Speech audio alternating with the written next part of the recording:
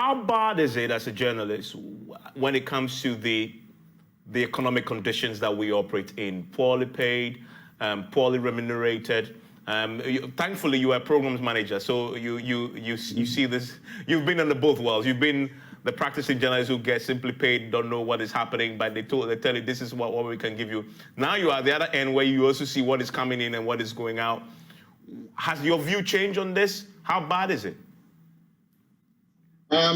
Quite honestly, both as from the point of being just a regular employee to now sitting at the table relative to management.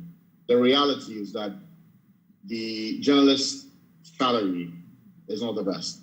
There's a lot of room for improvement relative to the take home from any journalist, and I am sure that is a reality that a lot of journalists can relate to today. I heard Mr. Abban talk about the state media relatively doing well.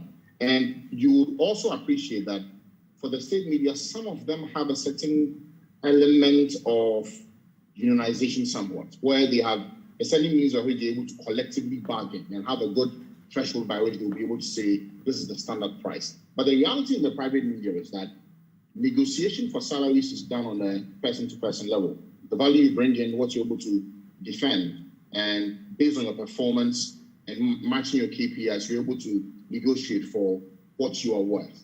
So the reality is that for many journalists, and I'm sure for many who enter in the first 5 to 6 years, they'll tell you that what they take home is not so great. It can be better. You look at your compatriots in other parts of the world and you say, my goodness. Sometimes you may even be tempted to want to look for opportunities outside. But the thing is, it is only symptomatic of the media industry and the construct that we have, especially for private media. As I say, if advertisements is the clear line through which you're able to meet your bills, you are able to pay for your overheads, you're able to pay salaries for your staff. If that line is not great, and if the pie is very small to match all over 400 radio stations, and I can talk for radio because that's the speed that I play in predominantly.